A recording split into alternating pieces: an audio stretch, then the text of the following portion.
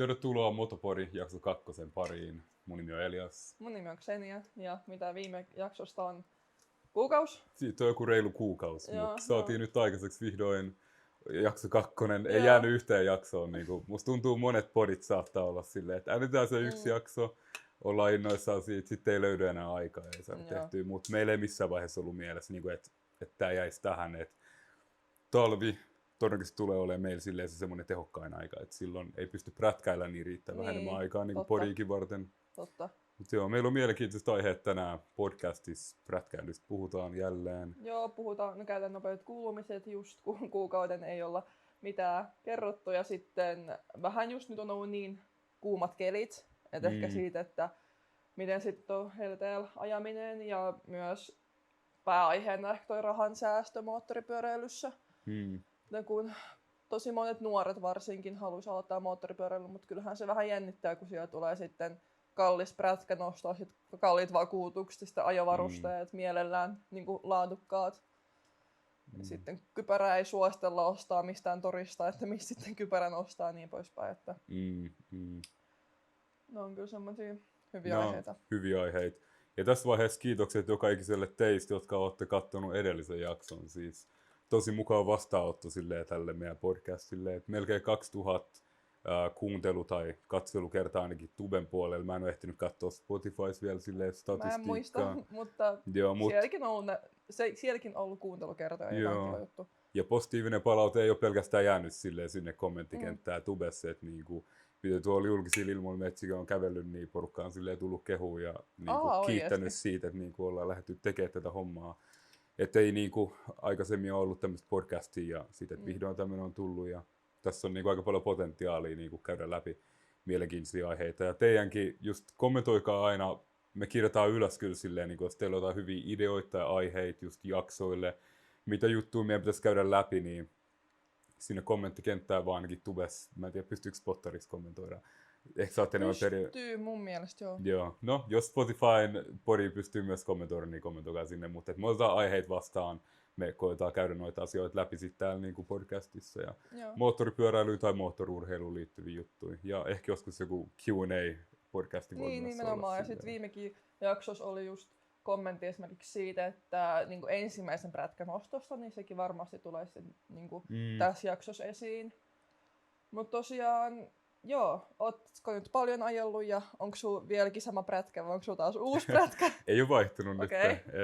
Nuran jälkeen nyt tosiaan Yamaha R1, sitä on päässyt vielä tuunailemaan jonkun verran vihdoin.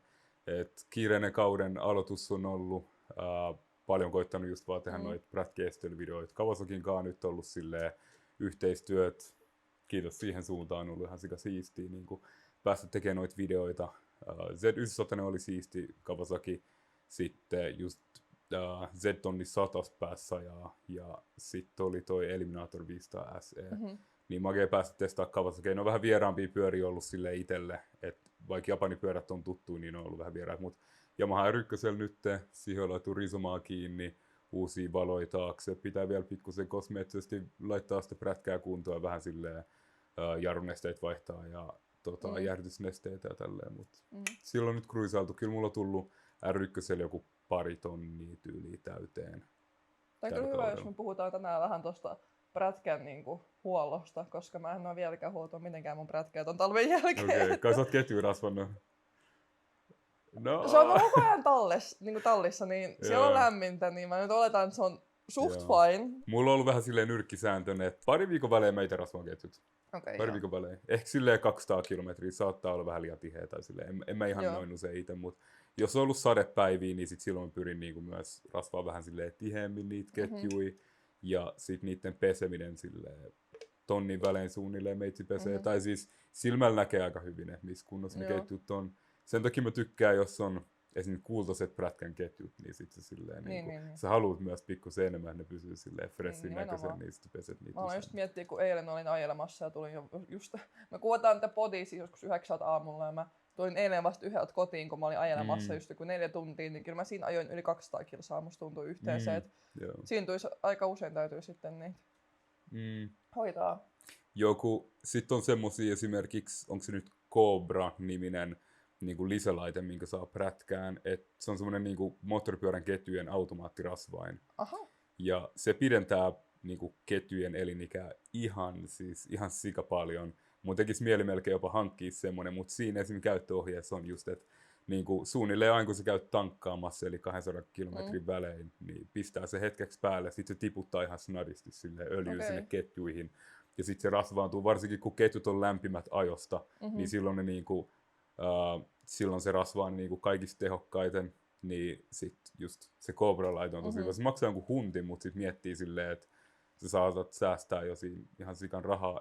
Jo siinä ketjurasvassa, koska jos sulla on oorenkaaliset niinku prätkän ketjut, eli teille, joille ei välttämättä ole niinku tuttu juttu, niin on prätkäketjuja nykypäivän, just usein katupyörissä on niinku ketjujen välissä semmoista oorenkaat, mitkä niinku, mun muistaakseni se menee silleen, että se on niinku rasvaa välissä, minkä se sitten niinku ne oorenkaat pitää sen siellä. Ja sitten tärkeintä on, että ne oorenkaat ei pääsisi kuivuun. Jos ne pääsee kuivuun pahasti, niin sen näkee sitten, että ne alkaa niinku katkeilemaan ja ne tulee sieltä ketjujen välistä ulos. Mutta jos on oorenkaalliset ketjut, ne ei tarvii silleen kauheasti rasvaa. Ne ei tarvii samalla tavalla kuin vaikka jotkut, mun muistaakseni crossipyörissä on silleen oorenkaattomat ketjut, koska niihin lentää kuraa ja kaikkea muuta niin paljon, niin ne oorenkaat ei välttämättä kestä niin hyvin. Crossijutut ei ole niin tuttu itselle, mutta jos on oorenkaalliset ketjut, aika vähän tarvii laittaa rasvaa niihin.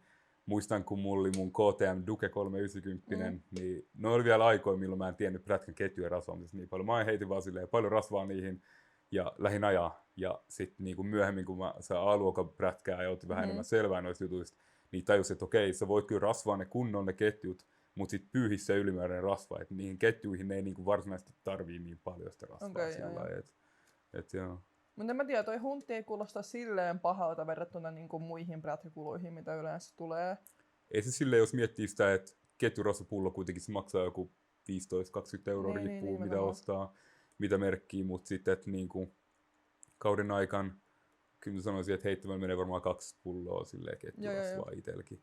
Niin se on jo silleen 40, jos sä ajat samalla prätkällä kuin 4 kautta, niin se, että sä säästät jo niinku siinä ketjurasvan ostamisessa, mutta sitten se, että kuinka pitkään ne ketjut myös sit palvelee sua, koska se on vähemmän se on vähemmän niinku kitkaa ja kulutusta, mitä sinne tulee ketjuille, rattaille sekä niinku kaikki ne muut voimalinjat tai niinku se drivetrain siinä prätkässä, niin se on vähemmän kulutusta silleen prätkän moottorille myös, kun ne ketjut on hyvin rasvattu. Joo. No tossa nyt kun puhuu sit noista rahajutuista, niin mikä on sun kallein varuste prätkäilyssä, jos ei lasketa prätkää? Varmaan kypärä. No musta tuntuu, että mullakin on tai itse asiassa mä oon nyt miettiä, ehkä mun kengät on itse asiassa kalliimpi kuin mun kypärä. Mitkä supertekit sun löytyy? No itse asiassa ne on mulla tossa, mähän voin esitellä niitä. Näyttää niitä vähän. Mun mielestä mä maksoin niistä ehkäpä jopa 4 huntia, kun mun kypärästä taisin maksaa alennuksessa 350 kuitenkin. Joo. Mitkä ne on siis Alpine Star SMX? No Alpine Starit, joo. SMX 6. Joo. Nämä on vielä jotkut, onks nää niinku V2, ei kuka nää on? Niin nää on Dry Starit, eikö se? Joo. Dry Star. Nää on hyvät kengät, mä tiedän.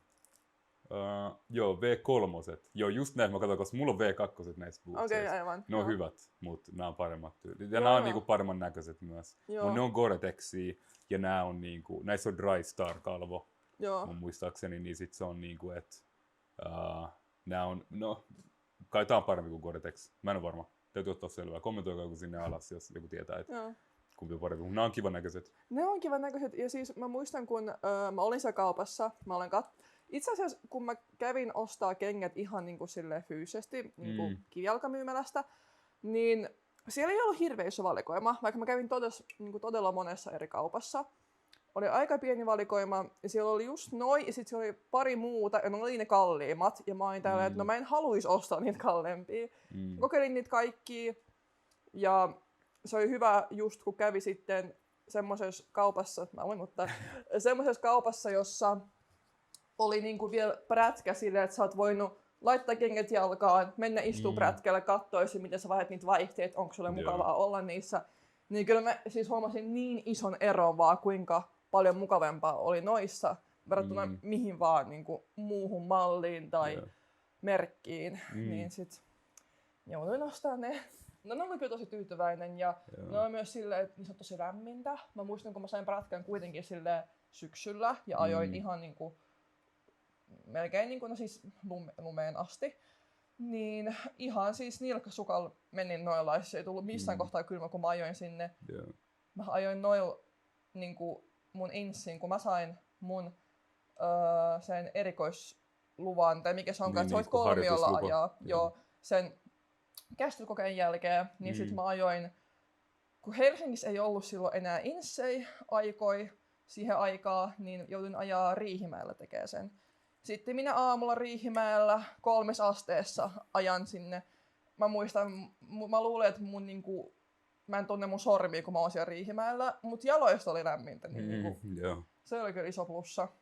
Joo, ne on hyvät, kun noi niinku, se DriveStar-kalvo, niin mun muistaakseni se on sama kuin Gore-Tex, että niinku hengittää, mutta sit pitää myös veden pois. Että se niinku, ne on hyvät. Ne V2, mitkä mulla on ollut, niin ne on yli 6 vuotta vanhat.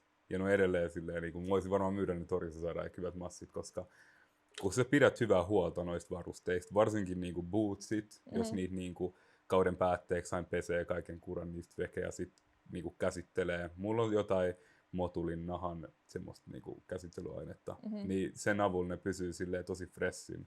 Okay. Niin sit noista niinku, jos mä niistä pitää... Mä en oo tehnyt semmoista, pitäis varmaan tehdä. Ei mitään, tulee tutuksi. Ei sun vielä tarvitse varmaan tehdä. Ehkä siinä on joku suojaava kalvo, jos se niinku käsittelisi, kun ne on hankkinut, mutta niinku, kun kausi päättyy, niin sit olisi hyvä silleen huoltaa niitä varusteita pikkusen, kun ne kuitenkin menee seisoo pitkäksi aikaa ja varsinkin niinku nahkatakki, nahkahousut ja tälleen, niin sit niinku käsittelisi ne ja pesee ne kunnolla tälleen. Ja kypärän sisusta myös. Mä just tein video, missä mä asensin niinku intercomiin, niin sit ne poskipalat ja sit se päälaki siitä, niin niitäkin kannattaisi pestä silleen välillä. Mutta miten mieltä sä oot siitä, että onko esim... No ilmiselvähän on, että kypäräasemista ei kannata säästää ja sit sen kannattaa ostaa uutena, ei torista, niin poispäin. Mut mietin sitten just esim. Noi ajokengät, että onko ne kuinka semmoinen iso ase, mihin kannattaa käyttää rahaa, vai onko taas semmoinen ase, mitä niinku, että esim. Joku takki on tärkeää priorisoida. Silleen kaikista varusteista kyllä niinku kypärä on varmaan, se on kaikista henkilökohtaisin. Niin. Se on se, missä mä olisin silleen eniten tarkka. Muutenkin, niin kuin jos on yhtään epävarma siitä, että niin kuin miten niin kuin prätkäkypärän kuuluu istua päähän, niin sitten silleen mä suosittelen vaan suoraan prätkämyymälään tai niin kuin prätkävarusten myymälään. Ja sieltä silleen henkilökunnalta neuvoo, niin kuin täällä Suomessa varsinkin stadissa meillä on silleen tosi hyvät myymälät.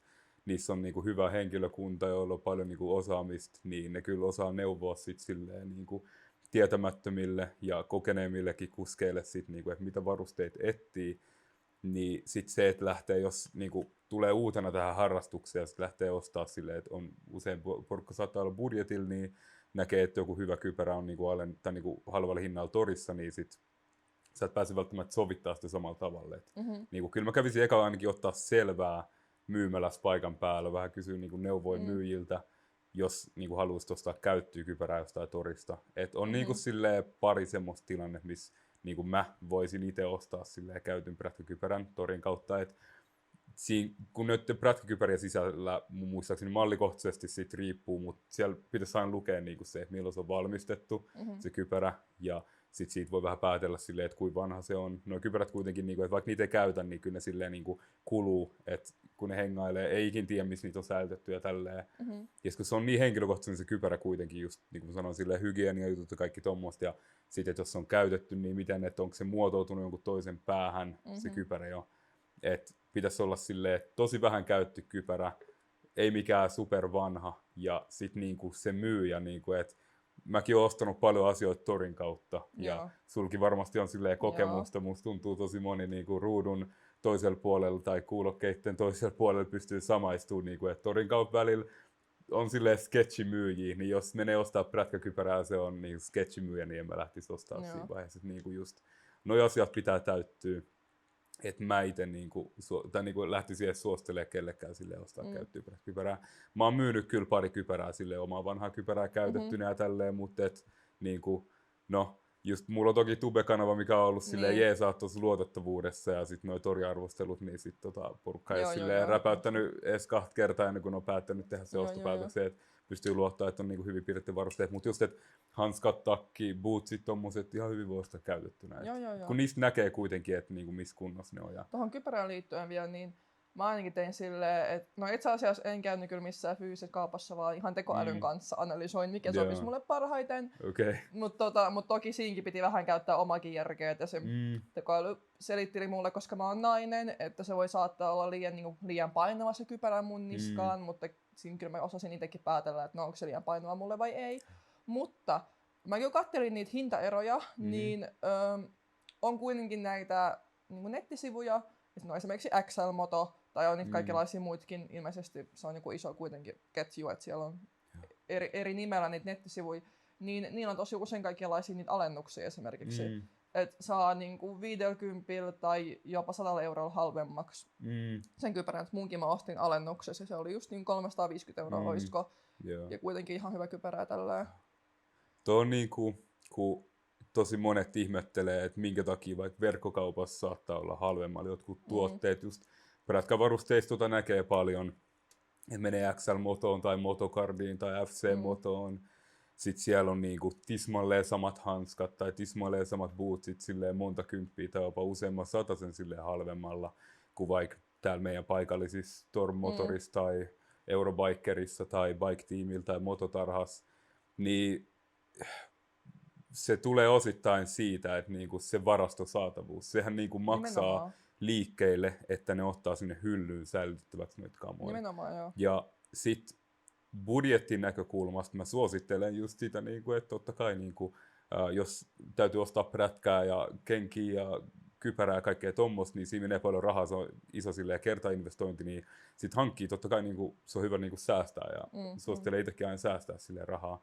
Mutta sitten tuossa on niinku se kääntöpuoli, että se raha menee muualle ja tämä alakin niinku, kun itse tekee näitä hommia, niin mä suosin mä niinku haluan silleen rohkaista ihmisiä silleen tukea sitä kotimaisuutta ja just kotimaisia yrittäjiä ja näin, että niinku, ei todellakaan just silleen säästäkää rahaa ja niinku tilatkaa sieltä, mistä on edullista, mutta sitten, että jos on siinä pisteessä, että ei ole silleen joistain kympeistä kiinni, että niinku täytyy aina säästää, niin kyllä mä silleen rohkaisen porukkaa käymään paikallisissa myymälissä, koska se raha pysyy maan sisällä, me tuetaan meidän omaa taloa, me tuetaan niinku ylipäätään tätä alaa, ja sit jos tulee mitään reklamaatiojuttuja tai palautuksia, to on niinku ihan oikeasti silleen niinku, tässä vaiheessa silleen iso shoutout niinku Eurobikerille, silloin kun mä ostin mun R6-särrää joku 6 vuotta sitten, tuli takas niinku prätkäilyharrastukseen. Sitten mä ostin hanskat, ne tuntui hyvältä myymälässä.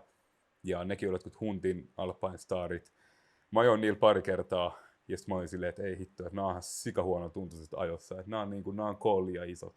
Sitten mä olin silleen, että ei ne varmaan mun vaihtaa. Sitten mä kävin siellä myymälässä paikan päässä. Mä olin silleen, että ei stressiä. Niinku, että totta kai saat vaihtaa. Koska mä siis ostin omat hanskat.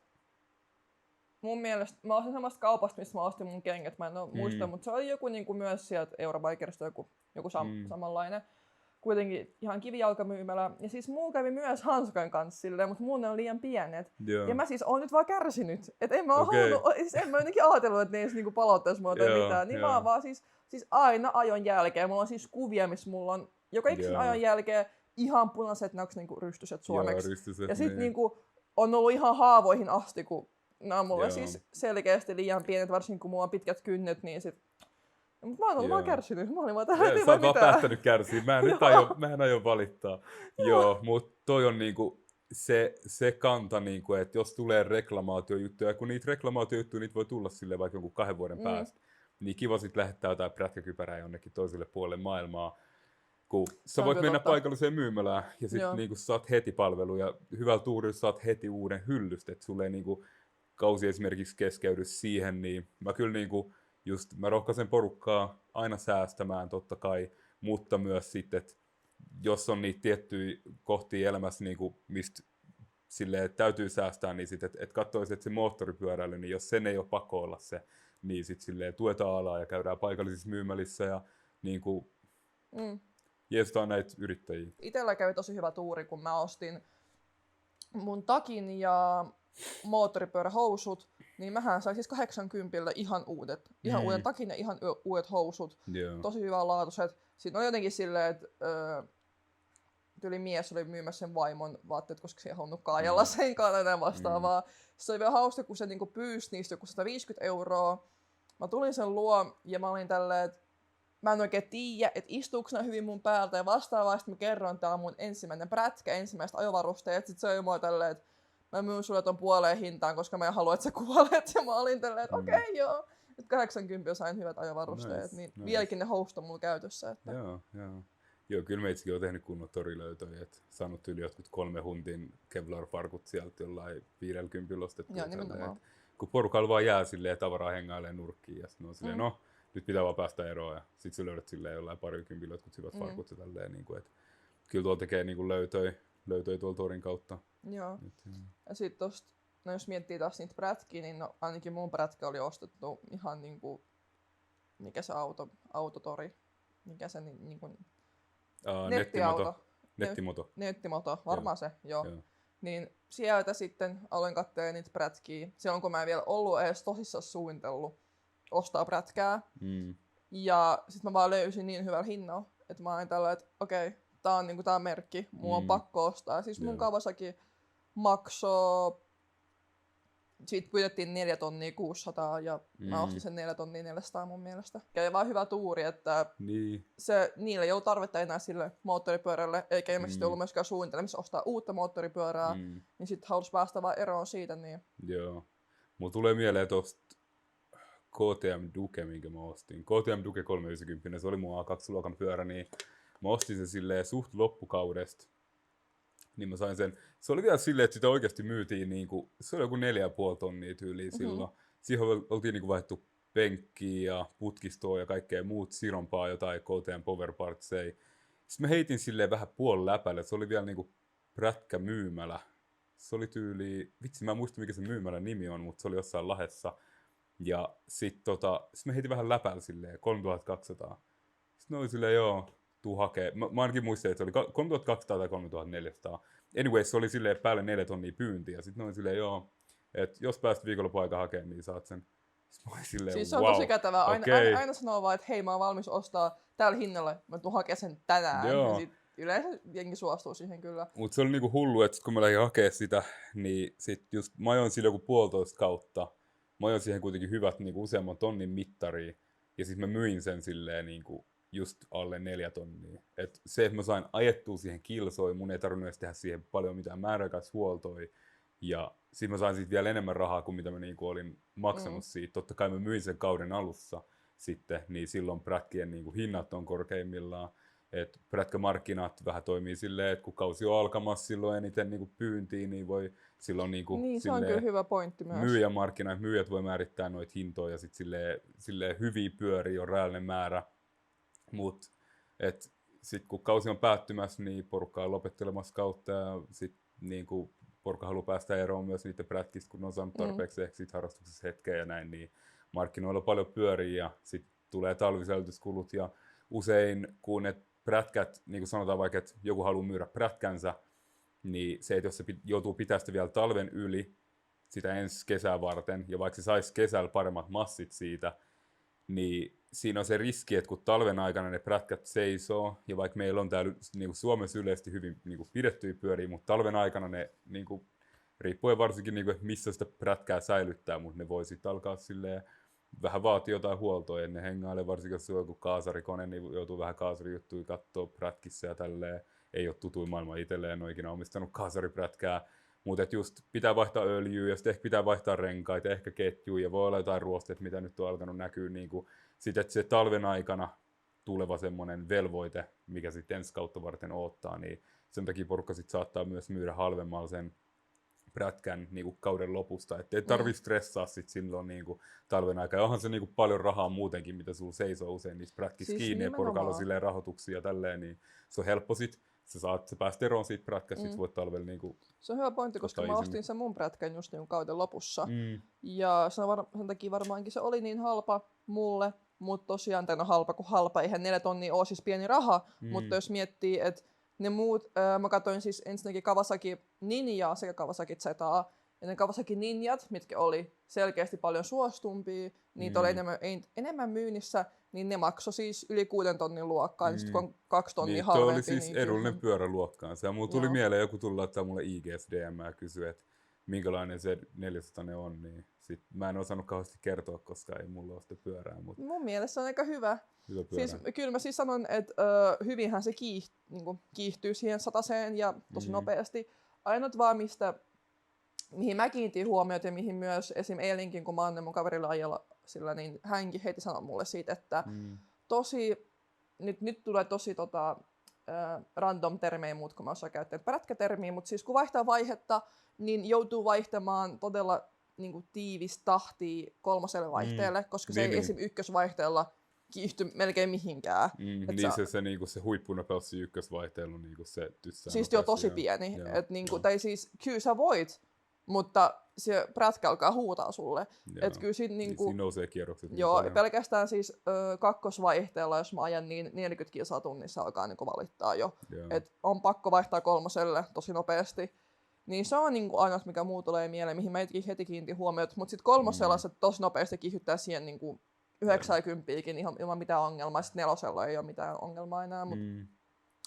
Mut muuten siis ainakin myös kaikki, kelle mä oon antanut ajella mun prätkällä, niin on ollut silleen, että ne on ollut yllättyneet, kuinka niinku ketterä ja nopea ja niin poispäin se on. Niin, se on varmaan kevyt pyörä. Mä nyt en muista speksejä sille, mutta A2-luokan prätkä, niin kyllä se niinku, ne on tommosia ketteriä. Itse asiassa mä huomasin, tai mulla tuli mieleen, että silloin kun mä tein mun ton käsittelykokeen, mulla oli se prätkä jo, ja mä harjoittelin Kawasakilla käsittelykoetta varten Himan parkkiksella, ja mä mietin tosi kauan, että lähdenkö mä tekemään sitä käsittelykoetta moottoripyöräkoulun prätkällä vai mun prätkällä.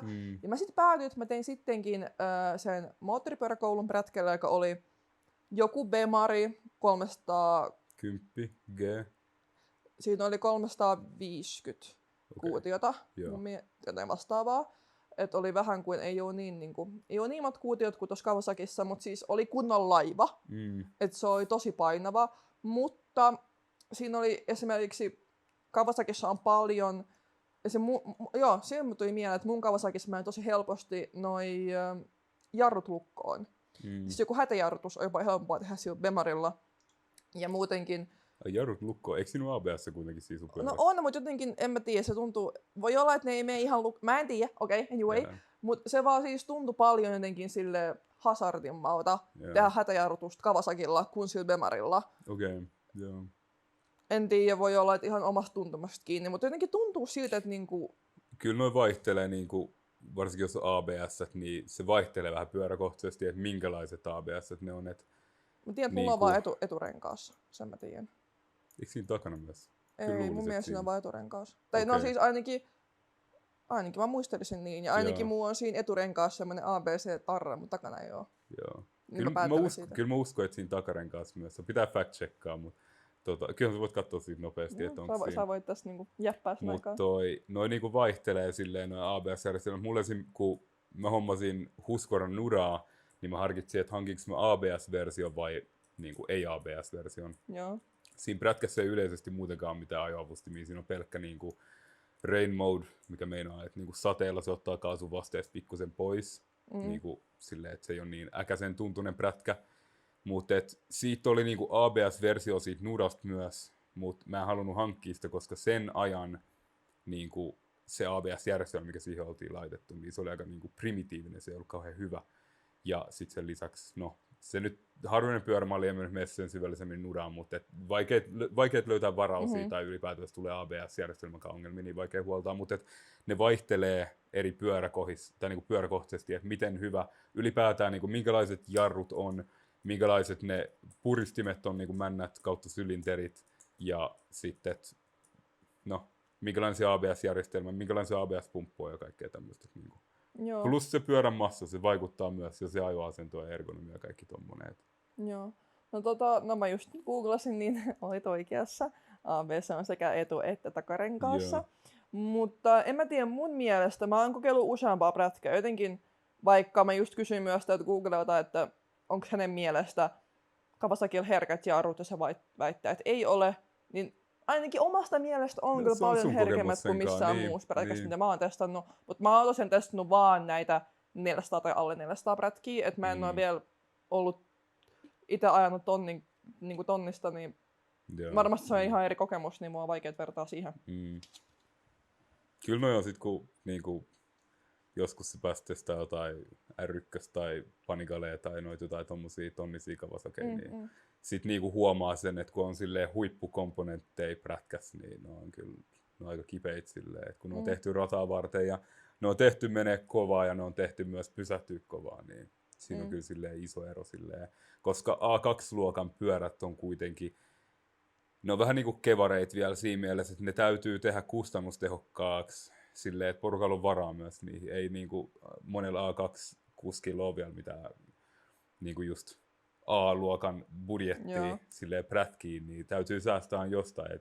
Ja muutenkin silleen turha heittää jotain isompia Brembon jarruja johonkin tommoseen pyörään, koska ne on aika kevyt runkosia tälleen. Toskin on varmaan yksipuolinen niinku etulevy, niinku, että siinä on vaan yksi jarru edessä. Muistatko yhtään? Joo, ettei tarvii niin paljon sille jarrutusvoimaa, mutta voi myös olla, että palat saattaa olla niinku vaihtokunnosta tai vastaavaa, että jos ne vaihtaa, niin sit se vähän tuntuu paremmalta se jarruteho. Ja sitten just niinku prätkän jarrutusjärjestelmässä silleen, ne kaikki komponentit silleen tukee toisiaan. Et jo pelkkä se kahva, tai niinku se just jarrukahva, mikä sulla on, niin jo sen niinku tuntuma, että minkälainen jarrukahva sulla on, niin se on tosi henkilökohtaista, mutta just, että miltä se jarru tuntuu, että nyt kun mä sain vaihdettua omaakin R1 niin uudet kahvat, laadukkaat kahvat, niin jotenkin ihan eri jarrutuntuma. Ja jarruneste vaikuttaa myös. Jos on vanhaa jarrunestettä, niin sit se puristusteho ei ole välttämättä enää niin hyvä. Sekin voi olla, että varmaan siinä, koska se prätkä, miten mä ajan siellä moottoripyöräkoulussa, sekin vaikutti tosi vanhalta.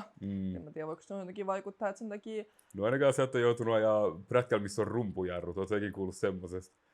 Niin, niinku, mä en suosittele kellekään prätkää, missä on rumpujarru. Mä oon vähän liian nuori ehkä semmoisen, että mä en tiedä, oliko semmosia olemassa, kun mä olin. Joo, siis silleen niinku, että just on ABS-jarrut ja sitten on prätkä, missä ei ole ABS, mutta on sama periaate kuitenkin. Ja sitten on prätkät, missä on rumpujarrut. Ja rumpujarrut, no aika ass. No miten ne toimii siis? Mä en osaa selittää sulle edes, mutta ne on mielenkiintoisia. Joo, vanhoissa pyörissä usein, niin kuin vanhemmissa pyörissä löytyy silleen rumpujarruja. Viime jaksossa tuli just kommentti siitä, että onko ollut mitään mokia teillä. Mullahan niitä on ollut vaikka kuinka paljon, koska tässä opitaan samalla kun ajetaan ja näin. Mutta tosiaan, siis niinku pari viikkoa sitten viimeksi, eihän siis mitään ei tapahtunut, mutta mua jännitti, että olisi tapahtunut. Nimittäin ajoin siis ihan vaan motoria, kehä 3 ajoin. Ja tosiaan oli silleen, ei ollut ruuhka-aika, mutta oli kyllä tosi paljon autoja. Ja ajan ihan rauhassa oikealla kaistalla, kunnes yhtäkkiä niin siellä alkaa olla sora. Eli asfaltista pieni droppi alas ja yhtäkkiä on soratie. Ja mä oon tällä, että okei, toivottavasti tämä kohta loppuu, koska tossa tilanteessahan niin ei oikein, ainakaan minä en viittinyt vaihtaa vasemmalle kaistalle, koska se vasen kaista, sehän oli niin asfalttia jo. Ja mä oon niin ajamassa soratietä. Niin jos mä alan sivuttaa ja vaihtaa siihen vasemmalle kaistalle, niin mä alkaa pelottaa, että mitä jos mä niinku sitten vaan kaadun sillä prätkällä. Tai mä oon ainakin kuullut semmoista, että ei kannata sivuttain vaihtaa niinku korkeammalle, tiedätkö, kynnykselle, kun ajaa prätkää. Joo, kyllä se kannattaa silleen tasaisesti tehdä se silleen. Niin, nimenomaan. Niin sit mä olin tälleen, että okei, tässä on kuitenkin paljon autoja ja näin, että ehkä tää niinku sora kohta loppuu. 100 rajoitus, en muista. Mutta anyway, se fakta on se, että mä oon prätkällä, mä en voi ajaa 100 soralla. Ja mun takana on auto, jotka haluaisi ajaa 100. Ja sitten ne on niin kiinni mun perässä, että mä jäin, että okei, että jos mä nyt vähänkin niin jarrutan, tein joku äkkijarrutuksen, niin siis sehän törmää muhun ihan varmasti. Ja mä oon siinä kohtaa myös ymmärtämään, että mun täytyy ihan just vaihtaa tai ajaa pois siitä kehältä liittymälle. Mä vieläkin ajan sitä soraa. Ja mä oon että okei, että sit kun mä vaihan liittymään, mä joudun jälleen vaihtaa vaan oikealle puolelle, mutta taas niin korkeammalle kynnykselle, niin anyway. Siis mä olin ihan p***kat housuissa siinä tilanteessa, mä olin tälleen, että mä niin kuin näin sen, että mä tuun kaatumaan. Mut onneksi oli joku semmonen pieni, niin kuin, ennen kuin se liittymä alkoi, semmonen pieni asfalttikohta, missä mä sain vähän silleen suht sulavasti mennä sit siihen. Mutta kyllä se kuitenkin siis niinku mua jäänti tosi paljon, koska no ensinnäkin ne autot oli todella lähellä mua takana. Koska no niitä varmasti ärsytti, että joku prätkäilijä ja Mimmi ajaa niiden edessä 40 100 tiellä. Mutta en mä myöskään uskaltunut ajaa mitä 100 siinä soralla. Enkä mä myöskään uskaltunut vaihtaa vasemmalla kaistalla, missä olisi ollut kunnon asfaltti. Koska sit mun pitäisi vaihtaa 40 kilsaa nopeudella niinku korkeammalle alustalle. Oliko se niinku se sora siis silleen niinku revittyy asfalttiin? Joo. Niin okei, niin revitty asfaltin päällä ajamista, joo. Kyllä siinä niinku, no... Mut se ei ole semmoista niinku, että tiedätkö, revitty asfaltti voi olla myös semmoista niinku asfalttia, mutta se on vaan huono kunnossa, mutta tää on niinku oikeesti vaan niinku basically melkein soraa. Joo, kyllä tossa niinku, kyllä saa silleen aika varoen ajaa, just tossa vetää silleen revittyä asfalttia pitkin, että kyllä tilanne nopeutusta kannattaa katsoa ja tälleen. Mut jännä, että jos siinä on niinku noin rankka ollut silleen toi tien kunto, että siellä ei ollut mitään rajoituksia tai kylttejä tai nopeus. No ei, siellä oli vaan ihan normaalit noi niinku ajorajoitteet, just 80 tai 100. Ja sit se niinku, no yli kilsa mä ajoin sitä. Joo, mulla on ollut silleen, niinku, että jos niinku tulee noita tilanteita, että tulee tommonen, että se toinen kaista on niinku huonovikuntoinen, niin sit vaan pyrkii mahdollisimman silleen ripeästi tai silleen tehokkaasti sinne paremmalle kaistalle. Joo. Ja helppo mun on sanoa, kun mulla on silleen paljon ajokokemusta. Mulla on silleen niin monta eri pyörää ollut tässä ja niin monta tommoista tilannetta tullut jo vastaan, että menee silleen ihan silleen niinku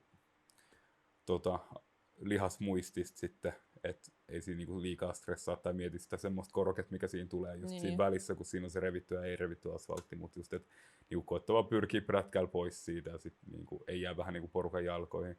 Ne on haastavia tilanteita, just niinku, uuden kuskin silleen haasteita, noista oppii ja sitten... Joo, siinkin tilanteessa mä mietin myös sitä, että ehkä niinku olisi, tai kun oli paljon autoja ja mä en tiedä oliko mä jotenkin omissa ajatuksissa, mutta kyllä mä olisin varmaan voinut ennakoida, nähdä sen, että okei, tuossa on niinku revittyä asfalttia, että mä voisin vaihtaa kaistaa nytten. Mutta mä siis huomasin sen vasta silloin, kun mä olin jo sillä. Tai niinku, kun tuli se pikku droppi ja mä oon tää, että ei, niinku nyt joku taas ajatella. Mutta varsinkin nyt talven jälkeen sekin oli, no ei se nyt sillä kauden alusta ollut, kun siitä on muutama viikko, mutta kuitenkin silleen, että musta tuntuu, että nyt on ollut tosi paljon tietöitä. Ja eilenkin, kun mä vein mun kaveria kotiin, niin se oli mun kyydissä ja se oli ihan hauskaa, kun mä ajoin yhtä tietä hänelle ja siellä oli just semmoista revittyä asfalttia ja mä olin silleen, että no, että mä ajan pois niinku toista reittiä ja sielläkin oli revittyä asfalttia, sitä oli ihan kaikkialla, mä pääsin pakoon siitä mihinkään. Just se itsevarmuus, se vaan kasvaa, mitä enemmän kilsoa tulee silleen prätkänkaan ja näin. Ja sitten just, että kun tekee niitä semmosia nousuja sit tommoselta niinku huonolta asfaltilta siihen toiselle paremmalle, niin sä niinku, sä alat ymmärtää enemmän just, että niinku, miten paljon voit luottaa siihen prätkään siihen, että se pysyy kyllä siinä tien pinnassa, vaikka olisikin niinku huonokuntoinen tie. Hyvät renkaat on isossa roolissa noissa. Joo, mulla ei mitään hajua, mitkä renkaat mulla on. Ainakin mä oon tyytyväinen niihin. Joo. No, kyllä mä silloin, kun mä muistan, kun mä vasta sain ajokortin, niin aina ihan kun ajokokeessa olin, niin katoin, että onko niinku rengas riittävästi painetta ja niinku tarkistin kaikki jarrut. Urasyvyys. Mitä? Urasyvyys. Joo, siis mä katsoin ihan kaiken. Joo. Et niinku, mä muistan, kun mua jännitti just ennen käsittelykoettakin se, että kun se tulee kysymään muut, niin se ei kysynyt mitään niistä. Ja mulla ei tällä mitään ihmettä. Ja multa kysyttiin kaikkea. No mulla ei kysytty mitään. Kaikkea mahdollista multa kysyttiin. Mä olin silleen, mä en edes tiedä, että tää on osa inssiä, että niinku, mut kysellään näin paljon kaikkea. No, multa kysyttiin tosi paljon, kun mulla on autoinssi, vähän puhutaan tästä autoista, niin silloin se insi-tyyppi teki vielä silleen, että se istui mun autoon ja se oli tällä, että no voidaanko me lähteä ajaa. Se jätti sen niinku auton oven vähän raolle. Sitten että mä oon että no ei voida, että sun pitää ottaa toi ovi kiinni. Että okei, ottaa oven kiinni, no lähdetään. Sitten mä sanoin silleen, että no laita niinku turvavyö, kaikkea tommoista. Se oli niin ärsyttävä tyyppi. Okay. Että se oli kaikkea tommoista niinku pikkujuttuja teki silleen. Nyt se katsoo tuota videoa, mä oon ärsyttävä tyyppi, mä koitin vaan opettaa sua. No mut mä vannon, että silloin kun mä menin siihen, siis mä pääsin autoinsista 3. yrityksellä. Yeah. Ja mä muistan, kun mä olin menossa siihen insiin, ja ennen sitä mä olin ajamassa mun ajo-opettajan kanssa. Ja sit hän on tälleen, että joku kattaa sun insin. Sitten mä oon tälleen, että XXX-nimi, ja se on tälleen tsemppii. Että sekin oli, se ties mitä mua oottaa. Okay. Ja joo, mut silloin kun mä opiskelin ajaa autolla, niin silloinkin oli ihan paljon hassu juttui. En mä muista, oliko se insi vai oliko se ajotunti, mutta kerran muun muassa tunnelissa mä yritin vaihtaa vaihdetta. Mä vahingossa otin sen jätkän niinku reitestä kiinni, kun piti ottaa siinä päivekapulasta. Mä otin sit reitestä kiinni sen tunnelin, missä on pimeätä. Mä olin vaan, että ei. Oh my god. Kiusallista. Se oli kiusallista, mä sanoin joo. Jos se oli insi, niin mä en ainakaan päässyt siitä läpi sitten, ettei auttanut tommonen manipulaatio. Siis tommonen juttu tapahtui jossain komedialeffassa, silleen, joo. Joo, no mä oon vähän tämmönen. Joo. Mä en tiedä miten se, silloin kun mä prätkää niinku yritin oppia ajaa, koska siinä välissä kuitenkin mä useamman vuoden ajoin automaattiautoa ilman mitään vaihteita, mulla ei ollut mitään muistikuvaa, miten niitä vaihdetaan. Ja siis se, kuinka paljon mä kiroilin ja oikeasti huusin, että mä en, niin kuin, tästä ei tule yhtään mitään. Mä muistan, kun mä olin tällä, että oikeastaan viimeinen kerta, kun mä tuun ajamaan tänne, mutta hitsi, kun mä maksoin nämä ajotunnit, mun pitää tulla ajamaan. Että niin kuin, oli kyllä tosi vaikea. Tai niin kuin, sen ajo-opettajan mielestä mä aika nopeasti handlasin moottoripyörän, mutta mun omasta mielestä mä en kyllä nopeasti handlannut sitä, vaan niin kuin oikeasti huuto itkin ja olin, en oikeasti, mutta niinku huusin ja kiroilin aika paljon silloin. Mä en edes niinku nuorempana ajanut koskaan, ei mun vanhemmat antanut ajaa mulle autoa tai mitään tommosta. Niin, mulla on niinku, mä en tiennyt prätkistä mitään, kun mä aloitin tätä hommaa. Mulla ei ollut silleen, kyllä mulla oli niinku frendejä, jotka mopoili ja tälleen, mut meitsikin silleen, kun meni niinku ajaa tai kevarikorttia A1-korttiin, niin mä en tiennyt pyöristä yhtään mitään. Sinänsä silleen just mä oon kiitollinen, että siihen aikaan oli, kevarikortin ajaminen oli kallista silloin, mulla meni varmaan joku 1,5 tonnia siihen korttiin päälle varmaan, mutta silloin niitä ajotunteja oli paljon enemmän. Käytiin läpi silleen, miten tankkaa prätkää, miten huoltaa sitä, joo, siellä käytiin oikeasti silleen kattavasti. Miksi mulla ei käyty meidän tommosta? Shoutout Malmin autokoulu, hyvä autokoulu. Mä käyn siellä kaikki kortit korottaa, mutta mä en tiennyt mitään ja mä sain siellä semmosia oppeja, mitkä niinku nykypäiväänkin vielä kantaa. Mutta niinku, niin. Ei siinä, mä pääsin silloin muista teoriakokeen mä sain niinku tokan läpi. Käsittely meni ykkösellä ja käsittelyperä oli inssi, mitä mä en päässyt ekalla vaan tokan läpi, niinku kevari. Ja sitten sen jälkeen mä kävin niinku just, jos ei ole tuttu jollekin teistä, niin kun on ollut A1-kortti, jonka saa aikaisintaan 16-vuotiaana, niin 2 vuotta voimassa, niin sä voit vaan suoraan käydä korottaa A2. Niin mä kävin korottaa sen, eli 5 tuntia teoriaa ja 2 ajotuntia, toinen mikä kesti 2 tuntia, toinen mikä kesti 3 tuntia mun muistaakseni. Ja sit A2, mikä oli ollut mulla 2 vuotta voimassa, eli niinku 20, mä sain sit A-korttiin korottaa samalla tavalla, paitsi siinä oli se poikkeus, että se teoria taisi olla etänä täysin, eli 5 tuntia sille etäteoriaa. Ja sitten 5 tunnin putkeen ajo. Ja sitten heti niinku A-kortti. Niin toi on niinku, toi tosi jees. Sunkin kannattaa tehdä samasta, kun sulla on ollut 2 vuotta huomassa A2. Joo, niin sitä vaan korottaa, kun sun ei tarvitse käydä inssiä, ei tarvitse käydä teoriaa, ei tarvitse käydä käsittelyä, ei mitään tommoista. Niin. Mä muistan, kun mä siis menin ekalla ajatunnille, on tälleen, mä en muista, miten sanoin jotain, niinku, että joo, että no, vaihe onkin niinku, että vaihepa siis tai tyyli se oli vapaalla vaihteella se prätkä, se ei sanonut, vaan sun pitää vaihtaa se ykköselle. Ja mä oon että en mä tiedä, että mä täytyy tietää tommosia asioita nytten jo, vaikka mä teorian on käynyt, mutta kuitenkin. Ja ei mua kerrottu, miten tankkaa prätkää. Ekan kerran, kun on tankkasin prätkään, sehän bensa meni ihan yli siitä, ja mä olin ihan bensassa itse. Et niinku, ei mua kerrottu mitään tommosta. Mut siis mäkin pääsin käsittelykokeen ekalla yrityksellä, ihan kaatsateessa ja kaikkea. Et niinku, olin kyllä siitä ylpeä, mut inssi mu taisi meidän tokalla tai 3. Se oli ihan niinku, siinä täytyy aika paljon kiinnittää huomiota mielestä enemmän, kun sä ajat autolla. Ja just se, että kuinka paljon sä käännät sun päätä, että kun sulla on se kypärä ja sun pitää oikeasti, se tyyppi ainakin mun takana ajo autolla. Niinku, mä en tiedä, oliko sulla samalla. Joo. Autolla tuli perässä. Niin sit niinku pitää oikein. Joo, kääntyy siis ihan pöllö suoraan silleen 180 sun päällä. Joo, nimenomaan.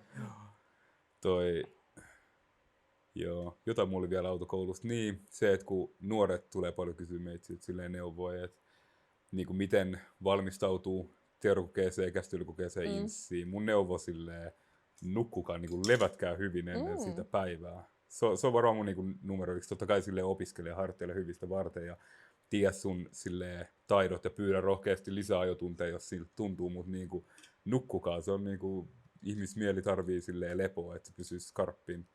Niin vaikka jännittää, että seuraavan päivän on se teoriakoe tai käsittelykoe tai inssi, niin silti niinku koittaa lepää hyvin. Et tekee, en mä tiedä, treenaa vaikka aamupäivästä, niin sit kroppa on väsynyt, niin sit saa unta paremmin tai jotain.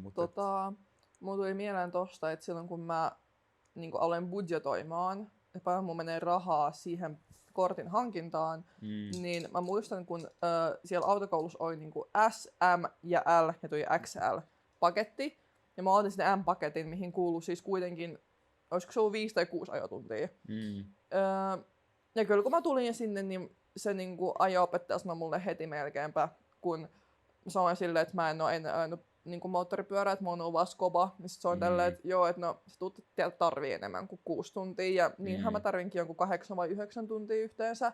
Että sekin, että mun mielestä mun paketti ja siihen pakettiin kuului siis teoria, inssi. Mun mielestä siihen kuului se käsittelykokeen niin ajaminen siihen paikan päälle.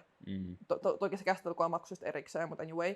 Niin tai kun mulla oli ne kaikki ajotunnit sen käsittelykokeen alueen vieressä, niin se oli helppo, että me niin kuin opettajan kanssa ajettiin sinne, niin kuin kaikki muut kyllä se tekee. Niin sit se oli joku 500 €, niin sit siihen plus vielä ne extra ajotunnit, siihen plus ne käsittelykoeen maksut, ja sitten jos et päässyt läpi, niin sitten uudestaan pitää maksaa sama teoriakokeissa, sama insseissä, niin mun mielestä olisiko se ollut nimenomaan silleen, että niinku käsittelytunteja mulla oli riittävä määrä, mutta mä tarvitsin lisää tunteja niinku ennen inssiä. Että nimenomaan se, miten sä liityt kehälle tai motorille, kaikkea tommoista. Niinku. Joo. Ja just niitä kannattaa ottaakin silleen rohkeasti, jos yhtään tuntuu siltä. Mutta se on aina stressaavaa, kun menee inssiin. Jos mä en pääse tätä läpi, niin sit mä joudun maksaa lisää ja tälleen. Se on paha. Se on mielessä, varsinkin kun sille usein lähtee tekemään näitä juttuja sille alussa aika budjetilla, niin silloin kun itsekin ajoi kevarikorttiin, niin kyllä se teki aika kipeät lompakolle, sit, kun ei päässyt niinku inssiin ykkösen Joo, läpi. Nimenomaan. Koska se oli heti silleen, olikohan 2 tuntia lisää ajoa, meitsillä tuli tai jotain. Ja se ei ole silleen halpaa lystiä, ainakaan silloin ei ollut. Mä en tiedä, mitä nuo hinnat nykypäivänä autokouluissa on, mutta en usko, että se edelleenkään kauhean halpaa on. Mä en itse asiassa muista, mun mielestä,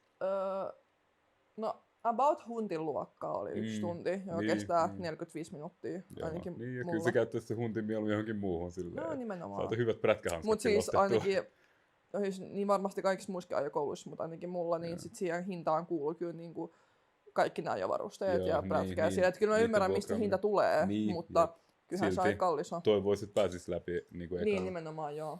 Oliko meillä vielä aiheen se säästäminen? Mä mietin just, että vois puhua noista prätkien huolloista sun siis muusta. Antaa palaa vaan, joo. Musta tuntuu, että me oltiin menty sen aihe ohi jo, mutta... Niin ollaan vähän. Mä mietin vaan, että oli vielä jotain pintaa siihen. Palaa, joo, kerro. Joo. Niin, prätkän niinku säästämisestä harrastuksen parissa just. No puhuttiin varusteista jo, mutta itse niinku huoltojen tekeminen, se on semmoinen juttu, mitä mä silleen rohkaisen porukalle ja sullekin silleen, niinku, että sit kun tulee noita määräaikaishuoltoja, kanden olisi just olla silleen tosi perillä, että niinku, mitä huoltoja oma pyörä tarvii ja milloin. Et mä en tiedä, muista yhtään milloin niinku, sulla vaihtui öljyä prätkään viimeksi, öljysuoratinta. Joo, ne on tommosia juttuja, että kun mä hankin niinku, vaikka uuden prätkän ja sitten, no okei, jos se on niinku liikkeessä huollettu hetki sitten ja siihen on vaihdettu öljyt, niin okei, fine, mutta mulla on aika semmoinen lähtökohta, että kun mä saan uuden prätkän, mä vaan siihen heti niinku öljyt ja suoratin. Mua ei kiinnosta sinänsä silleen, niinku, että mitä omistaja on silleen sanonut, ellei se oikeasti ole silleen just 100 kilsaa sit vaihtanut siihen niinku öljyt ja suorattimeen ja vaikuttaa luottavalta. Mutta mä lähtökohtaisesti mä haluan vaihtaa siihen uuden suorattimen. Mä tiedän siitä, että siellä on laadukasta kamaa, just sitä kamaa, mitä mä oon itse laittanut sinne. Ja sitten niinku, noiden tekeminen, noiden huoltojen tekeminen itse säästät rahaa siinä ihan sikana. Niin just niin kuin sanoin silleen, että kun mä aloitin tämän homman itse, niin mä en tiennyt mistään mitään silleen. Mulla on leiponut moottoripyörän moottorikin kerran. Tuo tarina erikseen. Mä en ole ylpeä siitä jutusta. Storytime-porukkaa on pyytänyt, että mä pitäisin. Mutta joo, mulla on kerran leiponut kone motorilla jossain huntin vauheissa. Tarina myöhemmin. Mut just, et, Miten niin tarina myöhemmin? Ei, moi kertoa siitä myöhemmin. Se on, pitää pikkusen herättää haippia tolle tarinalle. Anyways, niinku, se, että opettelee tekemään noita itse, niin se kantaa tosi pitkälle. Sen lisäksi, että sä just teet massia, sulla kasvaa se, niinku, se kädentaito, mikä silleen, se näkyy muissakin hommissa sitten elämässä. Ja sitten se itsevarmuus myös silleen, että sä opit tuntea sitä pyörästi, että missä kunnossa se on ja näin, niin sä näet, että ne jarrut on hyvin huollettu ja sä näet, että sieltä on öljyt vaihdettu ja kaikki tommoinen, se on semmoista vähän niin kuin mielenrauhaa siitä, että niinku sä tiedät, että okei, tää laite kuljettaa mun niinku pitkälle, kun mä oon huoltanutkin tätä hyvin ja näin. Et noikin niinku öljyvaihot, paljonkohan ne maksaa nykyään prätkäkorjaamoilla, varmaan jotain 80 luokkaa. Tai ketjujen rattaiden vaihto, sekin on niin silleen simppeli sinänsä. Ja vaikka mä oon tehnyt niin kuin monet ketjujen rattaavaihot, ja mulla on itsevarmuus niissä, mutta oikeasti ne on tosi silleen simppeleitä huoltoja silleen, että katsoo vaan netistä jonkun videon, katsoo jonkun meitsin videon tyyliin, missä mä opastan silleen, että miten vaihtaa prätkän öljyt. Se on tyyli eka video, minkä mä oon tehnyt mun koko Tuve-kanavalle. Mulla on uusi videoidea, pitäis mennä silleen, että mä yritän vaihtaa niin jotain. Mä yritän huoltaa mun prätkää, sä opastat mua. Mä tuun vaan haippaa siihen sua. Sä voitkin lopastaa mua myös, koska ei mulla mitään haju, mitä mä tuun vaan haippaa. Mä sanon sit, jos teet oikeesti katastrofaalisesti jotain väärin. Niin ei okei. Älä laita 100 newtonmetriä siihen öljytulppaan, niin siinä vaiheessa. Mut just, joo, kyllä niinku, ja siis voin tulla jeesaa, totta kai tuun neuvoa. Voidaan pitää joku podijakso. Itse asiassa mietin, että me voitais myös kuvaa joku live-striimi, missä me huoletaan prätkiä. Pidetään live-striimi. Twitch tai TikTok. Joo. Sä vaihdat öljyt sun prätkään, mä tuun siihen vaan juomaan Monsteria viereen ja kertoo, mitä tehdään seuraavaksi. Se käy. Joo. Mut just ykköshuolto, mitä mä niinku, missä mä sanon porukalle, niinku, että aloittaa, että jos haluaa niinku itse huoltaa prätkää, niin varmaan just silleen niinku moottoriöljyn vaihtaminen ja suodattimen vaihto. Niinku, suodatin vaihdetaan öljyn kanssa niinku lähtökohtaisesti aina. Ja sit ohjekirjas lukee, mitä öljyä kannattaa laittaa prätkään, jos ei tiedä, menee foorumeille tai niinku, tulee vaikka laittaa meitsille DM, niin kyllä mä sit jeesaan ja kerron. Tai prätkäkorjaamolle voi myös soittaa ja kysyä. Ja sit just kaikki muut tommoset kytkin wirein säätäminen. Kytkinkin on silleen, että kun mä sain tuon R1, niin siinä oli kytkin on silleen, että siinä ei ollut yhtään väliä. Se olisi hyvä, että siinä on sellainen pieni niinku välys. Että se niinku, kytkin tuntuu hyvältä ja sitten, että ne levytkin se tekee hyvää niille. Ja just katsoo, että jarrunesteet, jos ne on tummat, niin niitä olisi hyvä vaihtaa. Sekin on niin simppeli juttu. Jos on ABS-järjestelmä tai niinku ABS-jarrut, niin sitten se pumppu, niin sieltä pitää saada nesteet pois. Mut ne on tosi monet noista huoloista, ne on niin straightforward.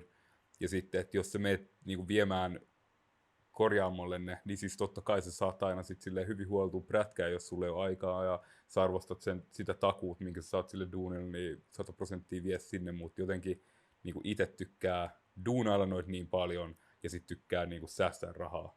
Se on rahaa johonkin muuhun, että jos mä vaihan vaikka prätkää itse silleen ketjut ja rattaat, niin sit voin käyttää sen massin vaikka uusiin varusteisiin tai leffaan menemiseen tai niinku, mitä tahansa muuta, tai bensaa vaikka, sitä kuluu muutenkin tuon R1 kanssa aika paljon, niin niinku, rohkaisen oikeasti silleen, ja luottaa itteensä. Mulla on ollut se, että kun mä en ole hetkeen huoltanut prätkiä niin paljon, niin sit jotenkin on tullut semmoinen, että pikkusen niinku on silleen epäröinyt tai niinku unohtanut sen, että miten hyvä on oikeasti itse niinku kädentaitojen kanssa, niinku näiden prätkien kanssa. Mä osaan silleen lähes kaiken muun paitsi iskareiden huoltaminen. Tarkensit ton prätkien kanssa. Tyyli kaikki muu paitsi... joo. Anyways, prätkähuoltojen kanssa, iskarihuollot ja sit niinku moottorirempaat. Noit mä en oo vielä, ne on niinku silleen koskettamaton pintaa. Iskarihuollotkin vaikuttaa aika helpolta. Ollut mukaan kuvaamassa ja seuraamassa, että miten niitä tehdään, mutta silleen niinku... Kyllä prätkähuolto sujuu. Ja sullekin pitää opettaa prätkähuoltoa. Joo. No, nyt käsitaitoja pitää harjoitella, niin se on hyvä. Joo. Mutta niin, pitäis kyllä, koska tosiaan en mä varmaan mitään... Siis, mun niinku, siis toi niinku huolto prätkätietämys on se, että eilen mä laitoin kuvan jollekin mun kaverille, että mun näkyy sieltä se moottoriöljy merkki punaisella. Okay. Mä oon tällä, että ei, että nyt niinku prätkä meni rikki. Niin. Joo, mä yritin vaan käynnistää sen silleen, että mulla oli se parkkipoliin vielä maassa ja mä yritin käynnistää mun prätkän, niin sit se alkoi valittaa mulle siitä. Ja niin mä olin jo ihan paniikissa. Niin, että se lähti heti, kun sä laitat se käyntiin se pyörä. Joo, siis kun mulla oli se, niinku, mikä se on se, millä sä laitat sen, niinku, kun sä laitat parkin. Niin sivujalka. Niin sivujalka. Joo. Niin mulla oli sivujalka alhaalla ja mä vaihoin ykkösvaihteelle, niin sit se alkoi valittaa mulle siitä. Joo. Ei ihmekään. Joo. Niin sit heti pisti mulle niin kaikki mahdolliset asiat punaiseksi, niin että ei saa ajaa.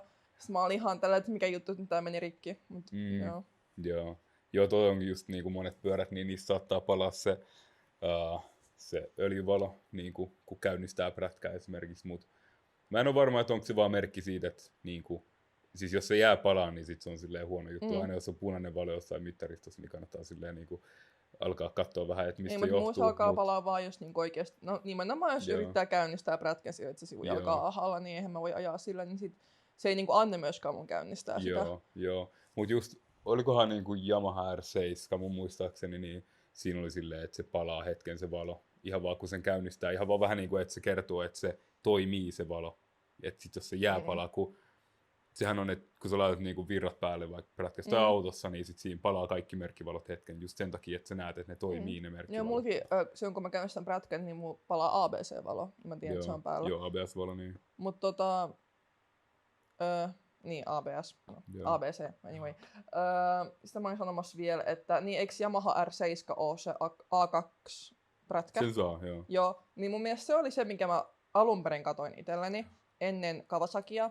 Mutta siis silloin mä katoin se Yamahaa vielä kesällä, ja no, niitä oli ehkä 2 myynnissä, nekin oli, yksi oli Kuopiossa ja toinen oli jossain myös kaukana, ja mä oon kuitenkin tällä PK-seudulta, ja nekin oli siis ihan hullun hintaisia, mutta ilmeisesti ne on niin halluttui. Se on aika haluttu, ja niitä ei oo välttämättä niin montaa edes rekisterissä, että sit silleen niinku, niitä ei ole paljon, niissä ne markkinat on aika korkeat, ne hinnat sit sen takia silläkin pyörämalle, mutta se on makea pyörä.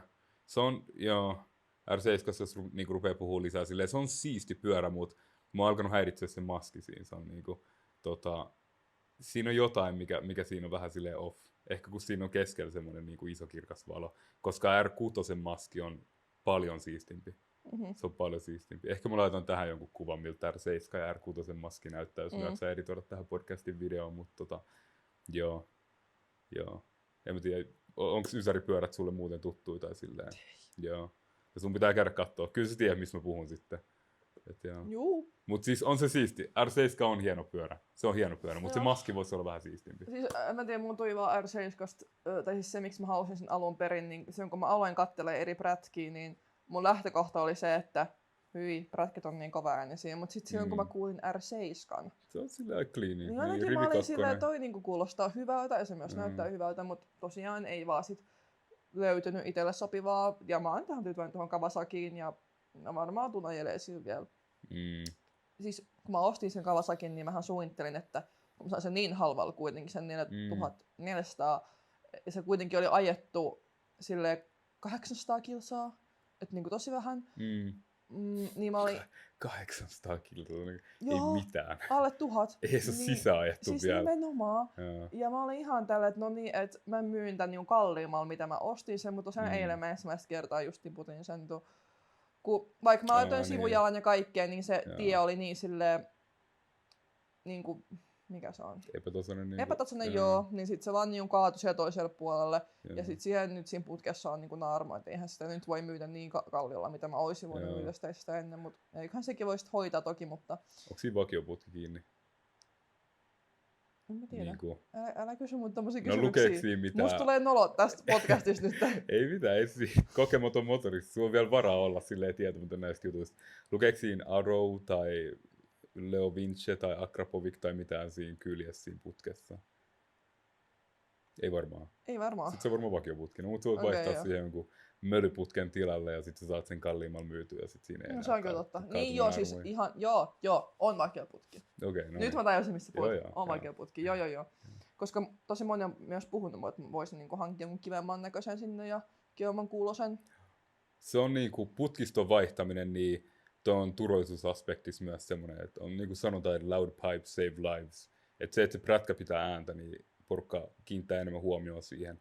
Kun pyörä on, varsinkin nyt meitsillä on silleen musta R1, niin sitten on silleen aika huomaamaton pyörä sinänsä kadun kuvassa, varsinkin jos on pimeät.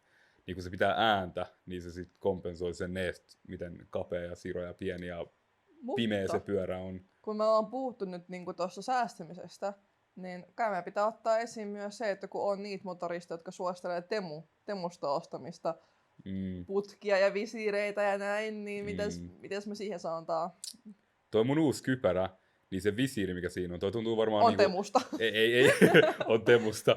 Niin Toi on niinku varmaan laadukkaan. Mä oon tuntunut visiiri, mitä mulla on ollut silleen missään kypärässä. Toi tuntuu siltä, että niinku siihen voisi lyödä jonkun golfpallon täysin, jos silti kestäisi. Että niinku, no tommoset niinku, nimenomaan jotkut AliExpress Temu-visiirit, niin mä en luottaisi siihen, että ne suojelee sua joltain niinku, random esineen iskult, varsinkin jos sä meet jonnekin radalla eleet tai niinku, ylipäätään ajat kovaa, mennään vaikka motorille, siellä voi lentää vaikka mitä skeidaa niinku, päin näköön, niin se visiiri pitää olla silleen laadukas. Et mulla nyt pari vlogia ollut, missä mä oon räntännyt siitä kilventelneestä, mikä mulla oli tuossa R1, mikä oli niinku jo ennakkoon asennettu siihen ennen kuin me ostettiin mun friendille se prätkä, ja mä niinku ränttäsin just siitä niinku noista Kiina-osista, niin mä niinku vielä tässä silleen podcastissa haluan silleen spesifikoida, mitä mä sanoin myös noissa videoissa silleen, että nimenomaan ne, niinku ne AliExpress, Temu, eBay, halvimmat tommoset varusteet ja modit, niin ne on ne semmoset jutut, niinku, mihin mä en silleen suosittele kenenkään lähtevän. Et sit just niinku ne halvimmat jarrukytkin kahvat, mitä noihin prätkiin saa, esim. Jarru- ja kytkin kahvat, niin niissä on oikeasti silleen, se miten ne mekaanisesti toimii, esimerkiksi jarrukahva, niin se on eri kuin mitä noin niinku laadukkaat on. Et ne oikeasti ne voi niinku pettää, ne voi kirjallisesti, mä oon nähnyt video, missä porukalla katkee noi Kiinakahvat, niin kiva siinä sit silleen, kun ottaa jarruttaa, sulla on pudonnut sun koko jarrukahva silleen, niinku se serappi. Ja sit just visiirit, niitä pitää kestää iskua, sä haluat semmoisen, mikä on UV-suojattu myös, ettei sun silmät pala. Ja sitten, no just kaikki tommosia tarroja, tankkigrippejä ja tommosia pikkukosmeettisia osia, just jotain niinku jarrunestesäiliön sukkia ja ehkä jotain katteita voi silleen hommaa, mutta just, että mä en suosittele, jos ostaa sitä halvinta halpaa, sä saat silloin sitä halvinta halpaa. Mutta se tuli mieleen just, että mä oon niinku seurannut niitä esim. Jotain tyttömotoristeja, joilla on ihan semmoiset söpöt, pinkit, prätkät, kaikki niinku pink setup. Ja sit mä oon katsonut, että okei, mistä nää ostaa nää, okei, ne on Temusta. Ja sit mä oon ollut tälleen, että hitsit, eikö niitä löydy mistään niinku muualta kuin Temusta, koska no, ei nyt tässä voi valehdella siitä, että Temus on kyllä aika kaiken näköistä, niinku kivaa näköistä kamaa. Niin. Mut sitten mä tein vaan sitä, että itse asiassa silloin kun mä etin mun punaista visiiriä, niin mä laitoin viestiä kaupalle, joka niinku myy ajavarusteita, että hei, että mä haluaisin tämmöisen visiirin. Teille ei ole sitä valikoimassa, mutta onko meillä chance, että voitte saada sen teidän valikoimaan? Sitten ne laittoi mulle, että joo, että me hoidetaan se sulle.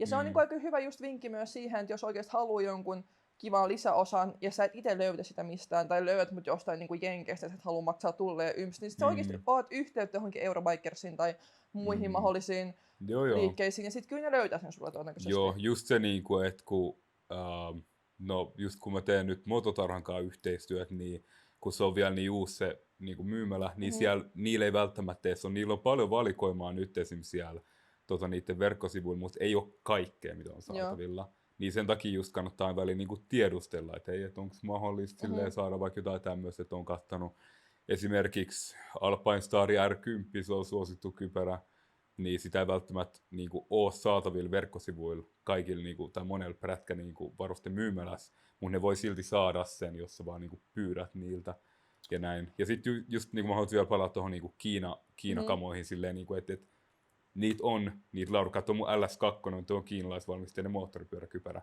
Että niinku, noit laadukkaita Kiina-varusteita, Kiina-modeja, kaikkia muita, mutta sitten että niinku CE-merkintä, niin se on silleen syystä. Että niinku se on olemassa silleen syystä ja nuo turvastandardit näille prätkävarusteille, niin ne on olemassa syystä. Et siinä vaiheessa, kun tekee treffit asfaltinkaan, niin se on silleen menoa. Kun taas, jos sulla on niinku oikeasti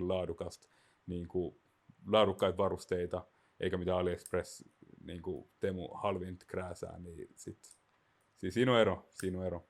Olen just miettinyt, että esimerkiksi mä tykkään mun kypärästä tällä hetkellä, se on kuitenkin suht uusi, kun mä kerran on kolauttanut sen, niin kuitenkin mä mietin, että saisikohan tohon jotenkin niinku värjättyä pinkiksi, malattua.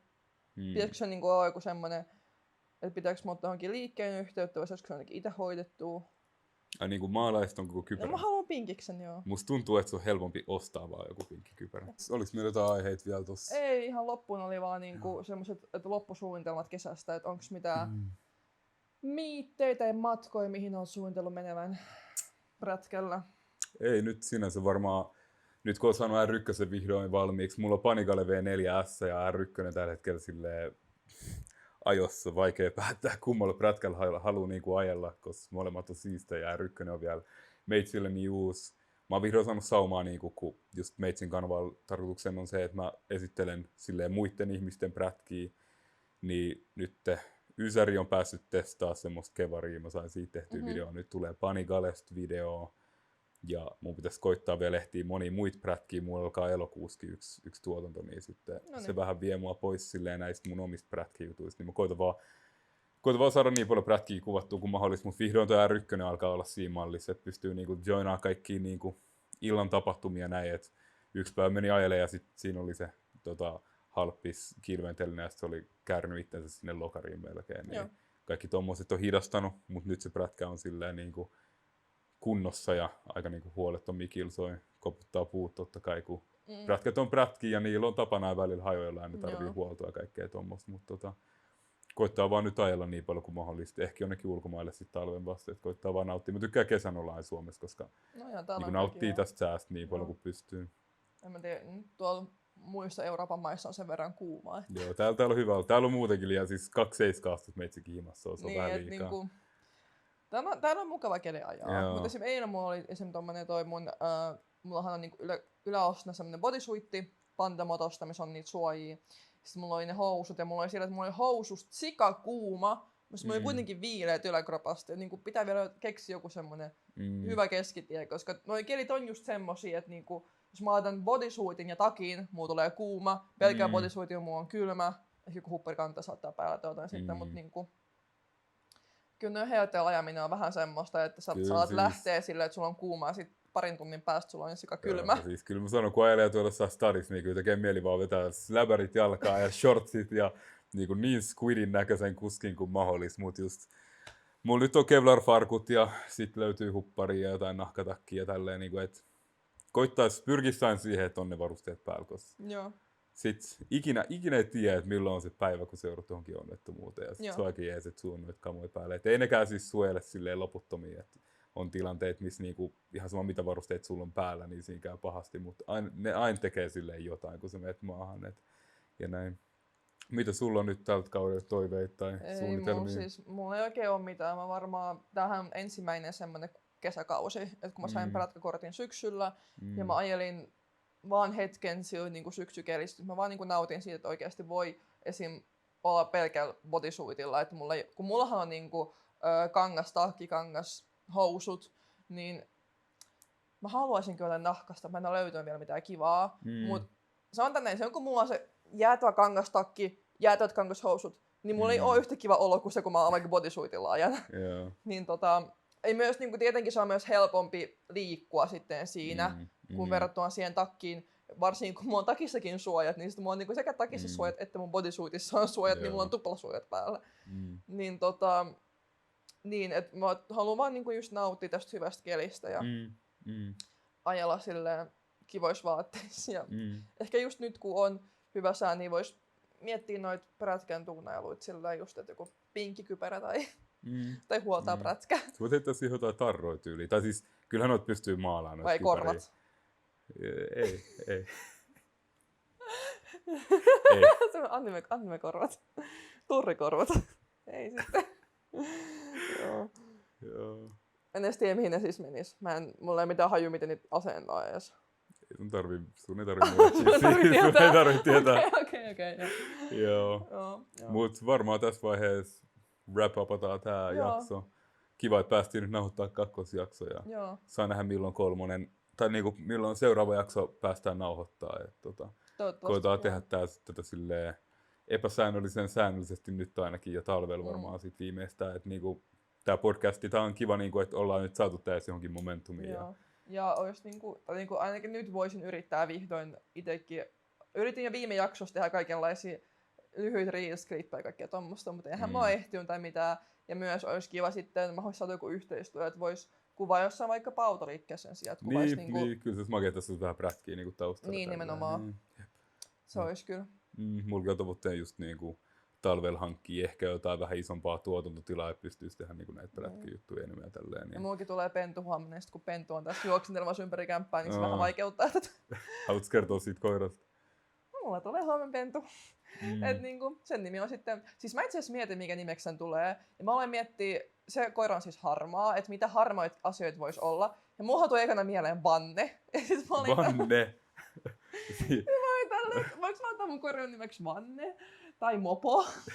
Mä miettii, mistä asioista mä tykkään. Mutta joo, sit sen nimeksi tulee Pöly. Pölypallo. Pöly oli hyvä. Se Pöly sopii on, sille joo. hyvin. Se Ja näyttää siis, kyllähän pölypallolta. Brattistakin tulee Pöly, kun sä ajat, niin sitten... Niin. Sitten mä myös mietin semmoista nimeä kuin Sora.